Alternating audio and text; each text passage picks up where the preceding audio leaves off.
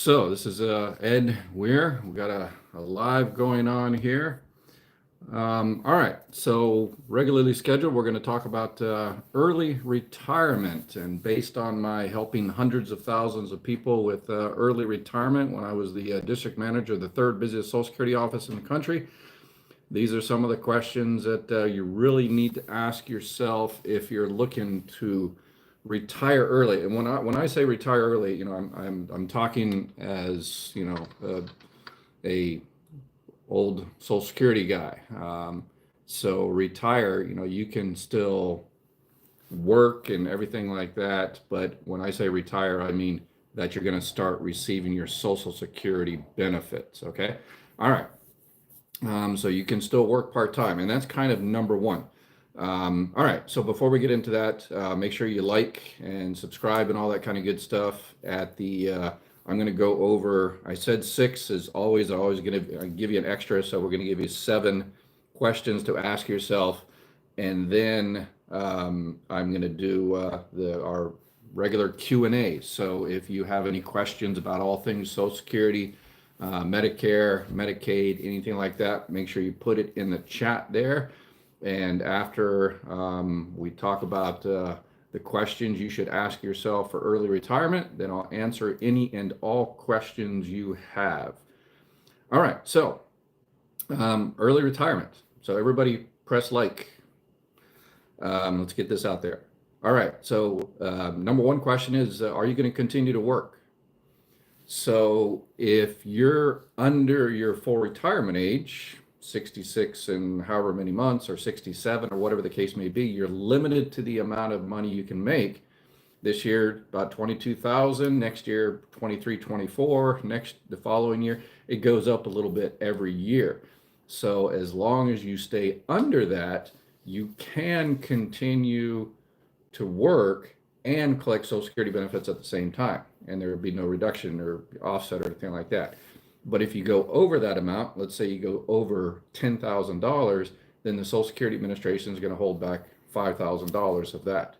How do they do that? They just withhold the checks or send you if they don't know until the following year, then they send you a nice little nasty gram that says, hey, we overpaid you, pay us back, $1,000, $5,000, whatever you went over.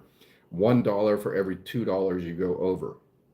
The year you hit your full retirement age, then this year it's what, 59,000 and some change, and $1 for every $3 you go over. Okay, so watch my video on retiring early. I've got a longer video that goes into more detail, but the number one question is, are you going to continue to work? And remember, a lot of people don't know, that's why you're watching this channel, because you get all the inside scoop. You can change your mind.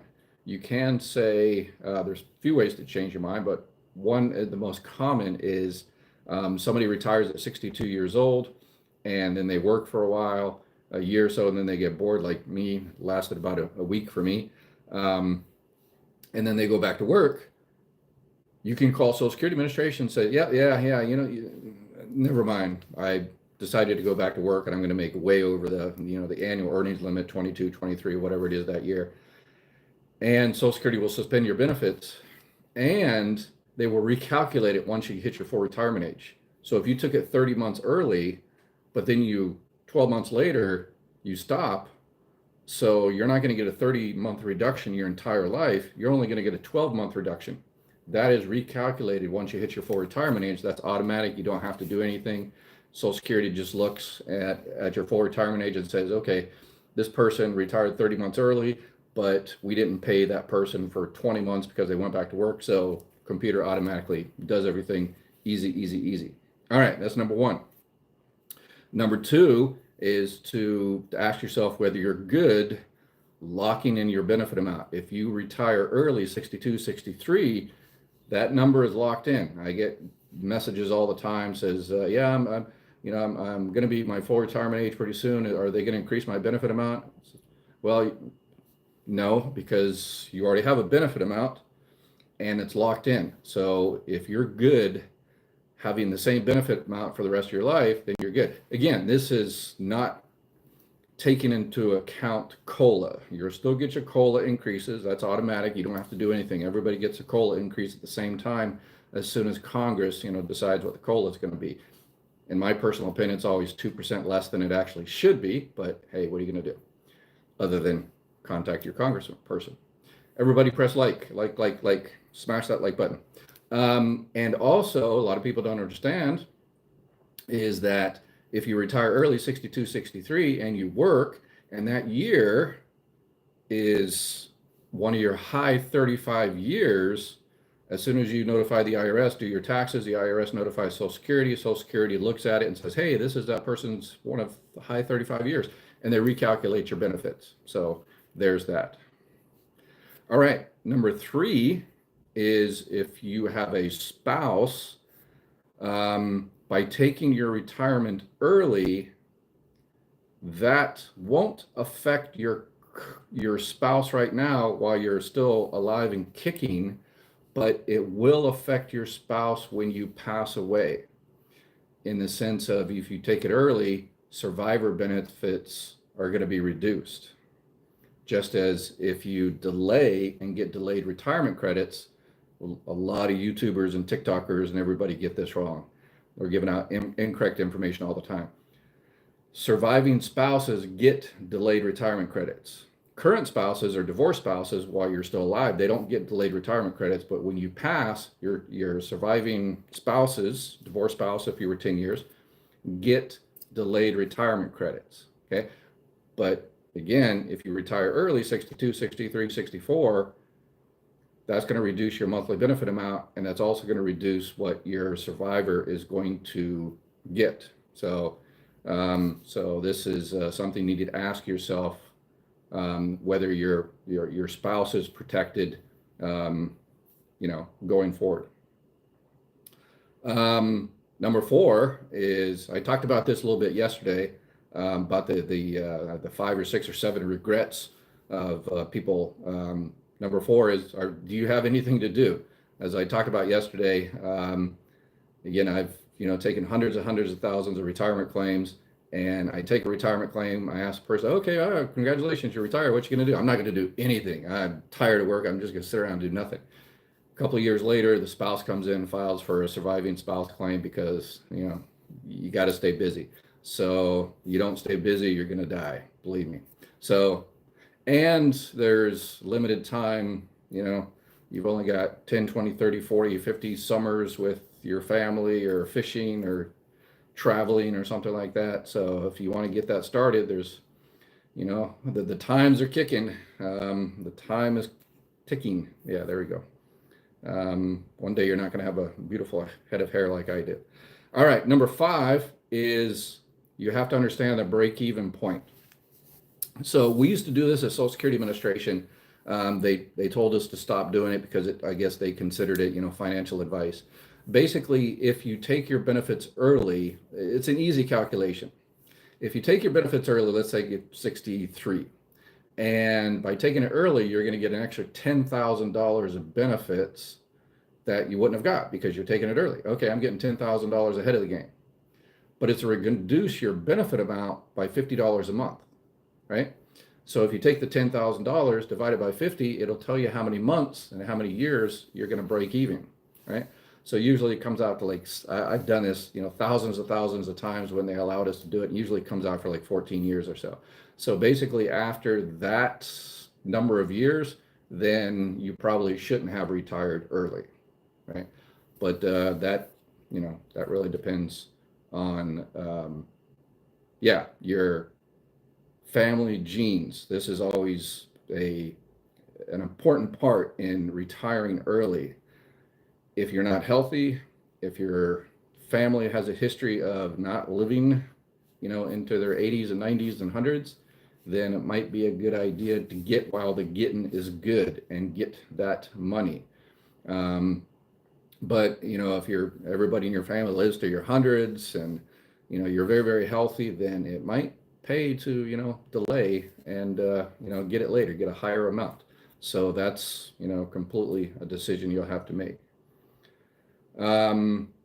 Health insurance. I think I'm at number 6. Health insurance. If you're currently working and you have health insurance, you have to understand, you have to ask yourself whether you can wait until you're 65, because Medicare doesn't start until you're 65 years old. So if you retire at 62, 63 and you lose your health insurance, you have to make sure, you got something to hold you over until you're 65. And you can call, I put together a team of the Affordable Care Act Marketplace, Obamacare, whatever you want to call it, short-term medical, and we'll also have a team of Medicare people that can help you out find a Medicare plan, Medicare Advantage, Medicare supplement if that's your time. So call the number in the description, the 888-817-0776. Yeah, just call the number in the description and leave a message, say what you need, and we'll put you in touch with someone that'll be able to help you out there. And number 7, probably the most important thing that kind of makes everything else moot. Do you need the money now? I talk to people every day that says, yeah, I'd like to wait and get more money later and yada, yada, yada, and all this other kind of stuff. But, I'm unemployed. I'm not making that much money. I just need the money now. So if that's the case, then that's a slam dunk. You're done. No need to think about the other 6 reasons or 6 questions you need to ask yourself. You need the money. You need the money. Go for it. And then watch my video on how to actually file for retirement. You do it about 3 months before. Super, super easy. If you were born in the United States and your Social Security number is, correct, the date of birth and your Social Security number, inside Social Security, your Social Security number has your Social Security number, your date of birth, your name, your parents' names, where you're born, everything like that. That's connected to the little Social Security card you have. You don't have that information on that card, but internally they do. So yeah, as long as that all is all correct, you don't even need a birth certificate. They got rid of that a few years ago to make it easy to file for retirement. So with that being said, one final housekeeping type thing. Again, everybody press like, subscribe. It's one of those things that you don't have any questions now, but it's like one of those things where you throw something away and then next week you need it. So if you throw this channel away and say, well, I don't need this dude, next week somebody, you or your family or loved one, is going to have, hey, I have a Social Security question, and then it's going to be hard to find me. There's so many channels out there. So overpayments. I'm going to be doing another overpayment because this is a big, big, big thing this week, and we want to make sure we get to everybody in terms of overpayment, so they come up with a plan of attack on how to get their overpayment reduced. So make sure, if you know anybody that has an overpayment, make sure they join that in a couple of days. And like I said, we're going to come up with a strategy to see if we can reduce your overpayment. Okay, let's see. Now, I think that's it. Let's go to questions. Dory asks, is rent I collect on a rental property income while collecting Social Security? No, generally. What I always say about Social Security is exceptions, exceptions, exceptions. If that is your job in terms of you're a real estate agent and that is your job to rent out things, rent out places, and, just like a stockbroker, if you, invest in the, kind of stock market, then you're good. But if you're a professional, you're a stockbroker and you invest, that's kind of your job. Same thing as I talk about a video on gambling. If you just gamble and win a bunch of money, doesn't count. If you're a professional poker player or gambler or something like that, then that's your job, then it does count. So fine line there. So if you just have a rental property, no, that Social Security loves that. Social Security was, the 3 legs of the stool. Your pension. Those used to be. Talk to somebody that grew up. Worked in the 70s. Pension, company pension, and then you would have Social Security, and then you have your private savings. So pensions have kind of gone away with the dodo bird, and so now it's pretty much your own motivation to go out there. And so rental income, nope, doesn't count, as long as you're not a real estate broker and that is your kind of job. Hey, sweet pea, good evening. Linda, hey, good evening, how you doing? Ellen, ex-husband died at the age of 57. Do I still qualify for survivor benefits? Married for 12 years. Yes, you were married for 12 years.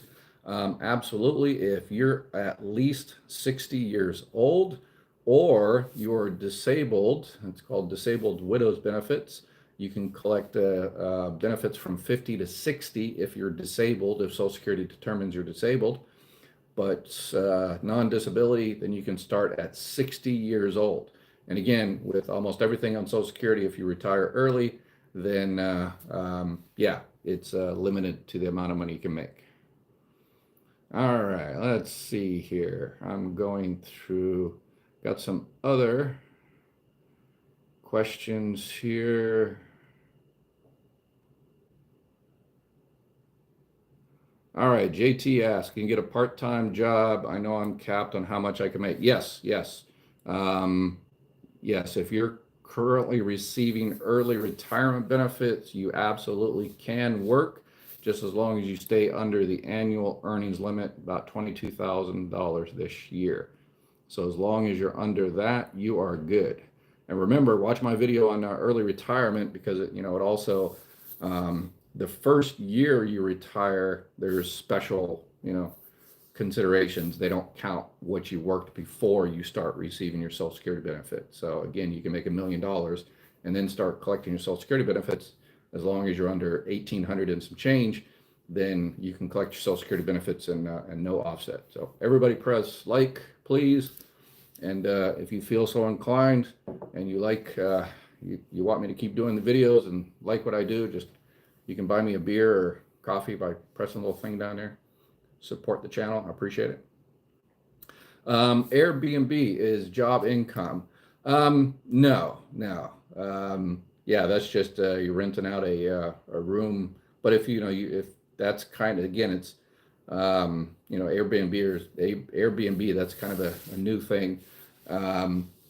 If you have a whole bunch of Airbnbs and you've got a little company that you set up, or you've got maids and stuff that go out and service all your Airbnbs, and that sounds more like a business, and then probably. Yeah. So what happens is if you do it probably depends on how you do your taxes. So if you set this up as a LLC or something, and then you've got net income from your work, and it's always net income. For W-2 wages, it's your wages. For people that are self-employed, the annual earnings limit is your net income. Because people make $100,000 in sales, but they only make $10,000 in actual profit. So Social Security only looks at the net income. So if you have Airbnb and you're making $100,000 net income, then then Social Security is probably going to look at that. And if you were saying that, hey, but I've only got one room in my house and people love it so much they pay me $100,000 a year, then you're going to have to make you're going to have to justify that and show Social Security why it should be considered, not a business. Thea, can I garnish my ex-husband's Social Security for unpaid alimony even though he hasn't retired? Yeah. Yeah, so you can't garnish anything that's not there. But if it looks like he's going to be retiring anytime in the near future, I'd probably get the procedure started. Social Security has to.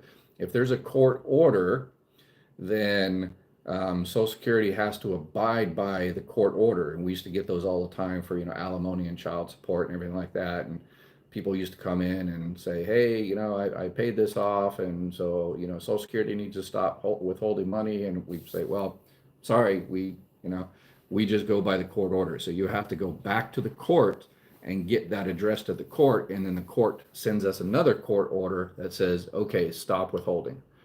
So yeah, you have to do all of that through the court. What is the full retirement age? Yeah, going to depends on the year you're born.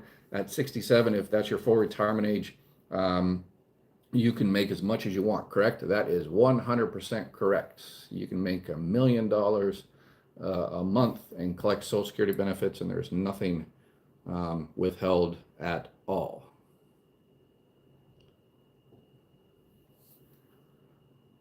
Cool breeze. I'm 63 and can't work. I'm dying, but not sure how long I'll live. Yeah, so then collect your benefits.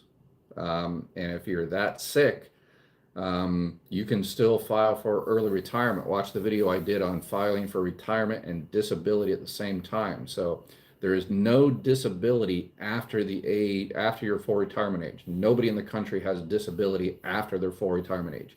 I get calls all the time. I'm 75 years old and I'm on disability. No, you're not. No, not from Social Security. Not, you may be from workers' comp or something like that.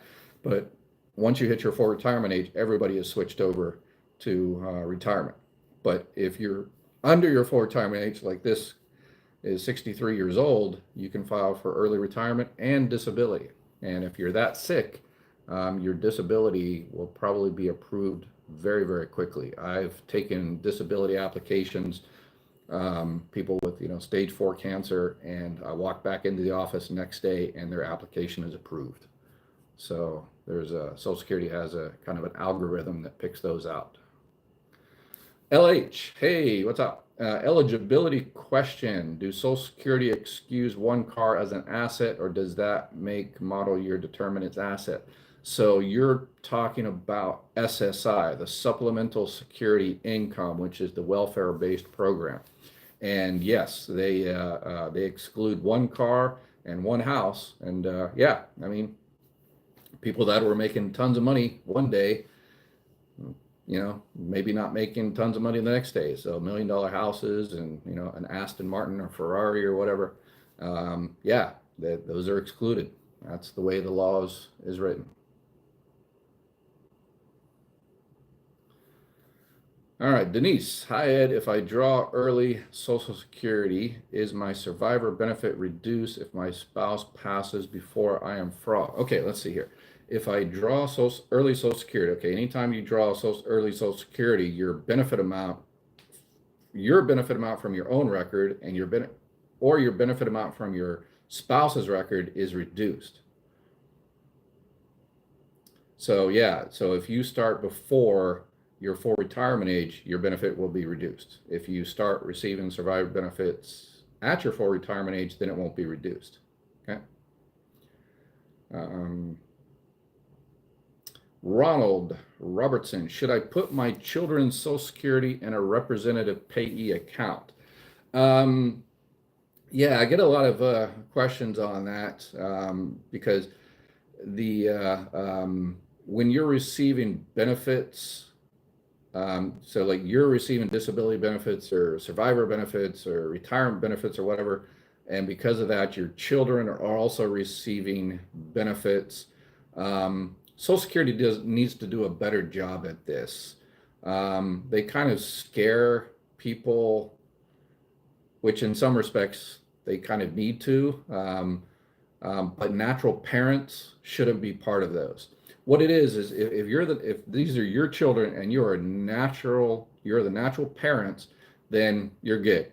People ask me all the time, hey, my children are getting benefits and I get this, what should I do with it? Should I put it in a separate account? I heard I can't use it for, rent and mortgage and food and stuff like that. No. If you're natural parents, Social Security is not going to mess with you. You can do whatever you want, pretty much. As long as the children have a roof over their head and food and they're going to school, if that's not happened, then I'm sure child support services are going to come knocking on your door anyway. But as long as they're good, the issue arises with like foster homes and stuff like that. People using money, the kids' money that they shouldn't. But probably the number one complaint we used to get is when people had joint custody. So one parent would be receiving the benefits because we can't divide it out 50-50. Y'all have cut the children in half 50-50, but Social Security can't do two checks. So they choose whichever one the child predominantly goes to. Usually it's based on, okay, what school does the kid go to?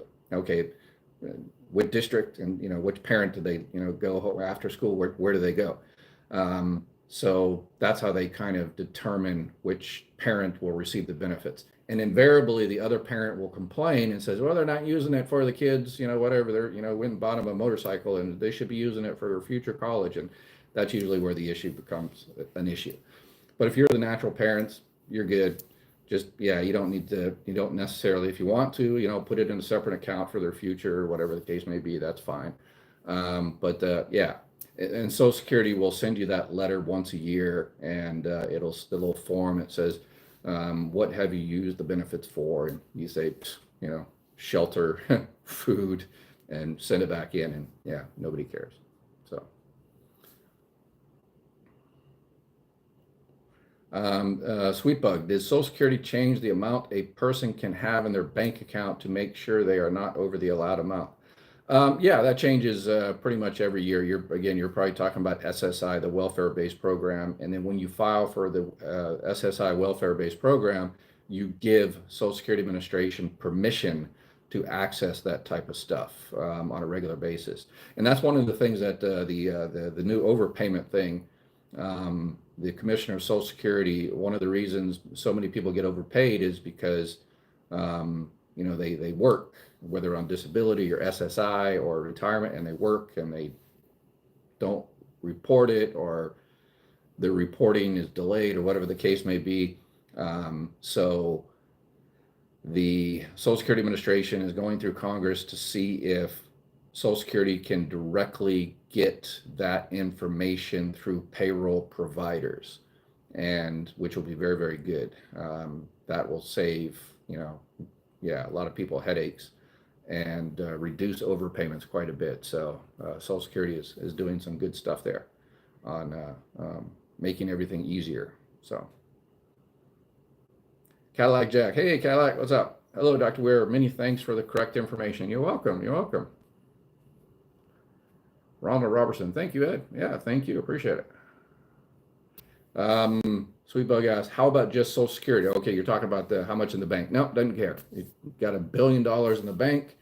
First thing you do is you click the little thanks button down there, you buy me a coffee or a beer, and then you don't worry about it because Social Security doesn't care how much you have in the bank. Again, Social Security, not SSI, Social Security. So, all right. Let's see what other questions we got here. Dun, dun, dun.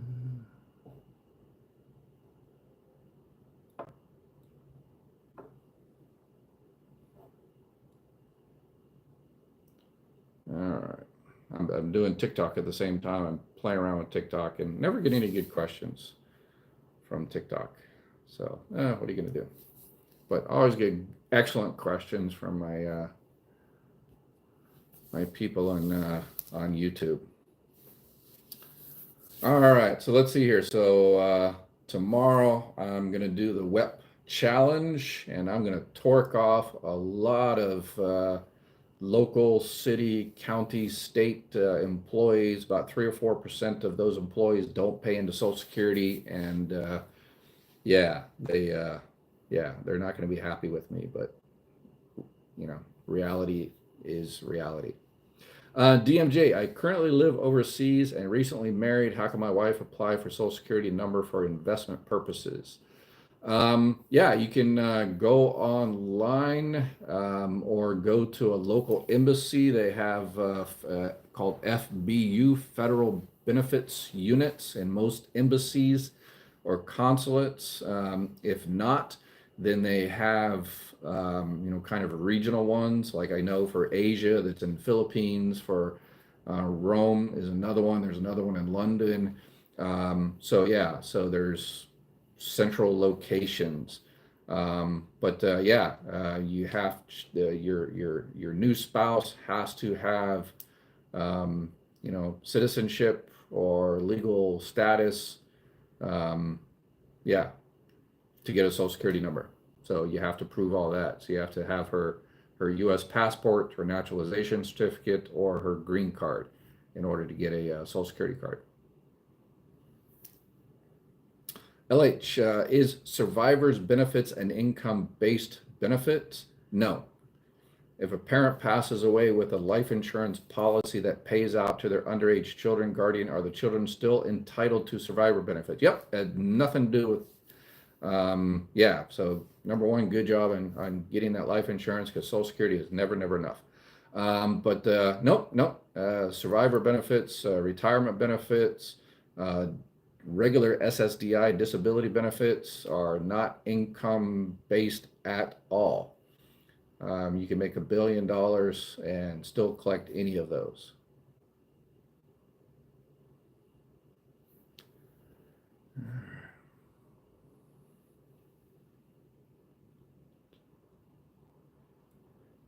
Loon Swan Dim. Hi. Hey, what's up?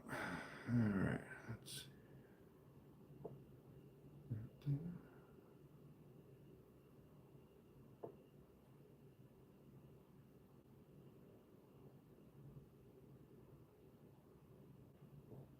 All right. Any other questions out there?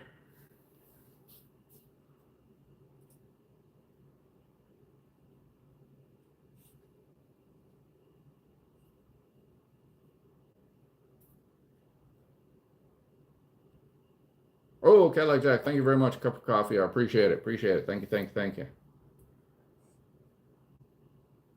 All right. Let's see. Juana Williams, you are so well deserved. A huge hug for being a big blessing to everyone. Ah, thank you, Juana. Yeah, welcome back. Hey, thank you. I appreciate it. In my semi-retirement, so many people out there that have questions, and once Social Security improves customer service to a considerable amount, then if that happens, I'm going back into retirement, and you'll never see me again. Um, but I'll probably come up with some other stupid thing to do. Yeah, talk about history or something. Because anyway, um, somebody said I missed the first part of your video. Can you mention about what if you should? Yeah, just I'm gonna put this back up. It will be you can view it later. It'll be up as soon as I close this out. It'll be up for you to watch. Betty, hey Betty, hello Dr. Weir. Do you have your still pay taxes on retirement Social Security if you live outside the United States? Yeah, yeah. You could very well. I did a video on that taxes. I'm not a tax expert, so it really depends. I did one a couple 3 days ago, and in the description, I put a link to the IRS website. There's a tool that the IRS has, and it asks you 5, 6, 7 questions or so, and it'll tell you whether you even need to file for taxes. So if you have a lower income, it'll say, based on this, and you don't get this, and you don't get these earned income tax credits, and you don't get this other thing. This is a federal. You still might have to file state. That's what everybody always, is kind of not happy about. They leave the country and they say, okay, I, don't have to worry about federal taxes anymore, but my state still wants their ounce of blood, pound of flesh, whatever. So, and your taxes are taxable. Social Security taxes are taxable up to 85% of those, not an 85% tax rate. Watch my video on that. It goes into detail. Again, I'm not a tax expert, but and yeah, so even if you're out of the country, yep. Some countries, they have totalization agreements. So for instance, if you're living outside the country and you're, getting some income or working or something like that, and you file your U.S. taxes, say your U.S. taxes is you have to pay $10,000, and the country you live in has kind of an agreement with the United States where they say, okay, we'll give you credit for what you paid in the United States, and if your taxes in your current country are like $8,000, then they'll say, okay, you paid $10,000 over there, so you don't owe us anything. You're good, fine, everything's awesome. But if in your new country your taxes are $12,000, then they'll say, okay, you paid $10,000 there, but you also owe us $2,000 here. So you have to make sure if you're going to be in a country, make sure you follow the local laws and all that kind of new stuff.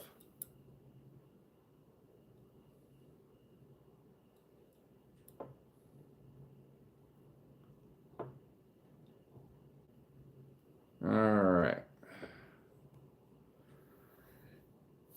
Gene Hindley, thank you for all you do for the info. For the last year, I have been receiving full benefits starting at 66 and 4 months. I have continued to work full time.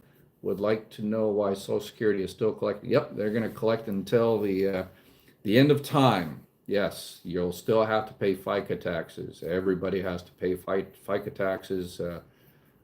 Yep, forever and ever and ever. So there's that. Sorry. Yeah, so even if, but remember, Social Security determines your monthly benefit amount by your high 35 years of earnings. So if you continue to work and this year is one of your high 35 years, then Social Security will take that into account, recalculate, and your benefits will be increased in starting January. It'll take a few months, next year, once you file your taxes and the IRS and yada yada yada. So if they do that calculation in April or May, they'll give you all the money back to January. So again, if it's one of your high 35 years. And remember, this is kind of indexed every year in the sense of, you say, oh, I'm only gonna make, $40,000 this year. And, that's, the $20,000 you made when you were 20, actually, that's probably more than your $40,000 now, because that $20,000 is probably $80,000 now. So the 20,000 you made when you're 20 years old is more than you. So it might not be, recalculated.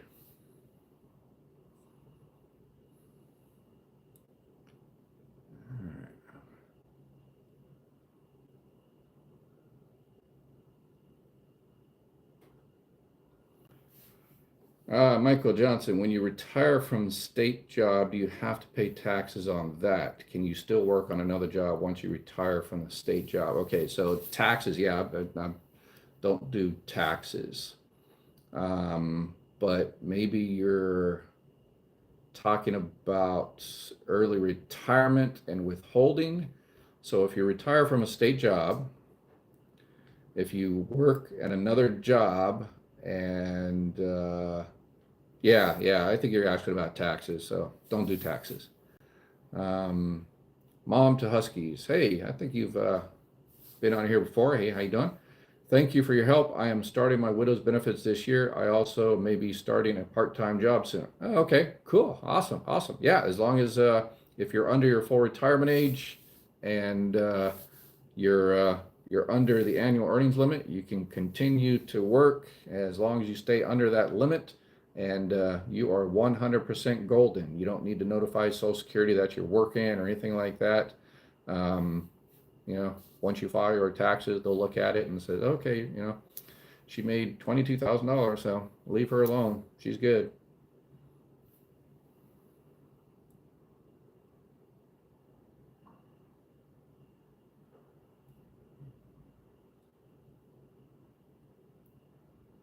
All right. All right, so we've got about 40 minutes here. I think I've gone through most of the questions. Make sure you share. We really need to get this information out there, particularly on the overpayments. Again, the common lament I get is, why didn't someone tell me this, last year or 10 years ago or before I file for benefits? So Social Security Administration is not doing a great job of notifying people of the benefits they're entitled to and how to get all the money they can out of Social Security and Medicare and everything like that. So that's what we're doing here. But I can't do it without your help. Please, please, please share, like, subscribe, call your local news and say, hey, check this guy out. You should do a story on him. I'd love to appear on any local news or interview or anything like that. You got some famous brother or sister or aunt or uncle that has millions of influencers or some actor or something like that, please tell them to tweet me or Instagram me or whatever the case may be. Please, please, please. We need to get the information out there.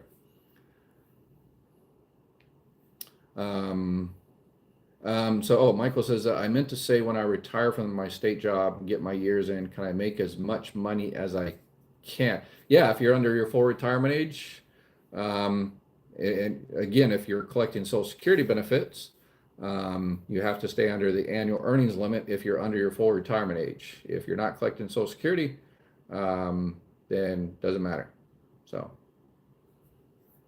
and then if you are receiving a non-covered pension, make sure you come back in tomorrow for my Take the WEP challenge, and tell your friends to come take the WEP challenge, the Windfall Elimination Provision Challenge. It should be exciting. Yeah. So, alrighty, I think that'll be it for today. I sure appreciate it, and we'll see y'all next time. Have an awesome weekend. Bye bye.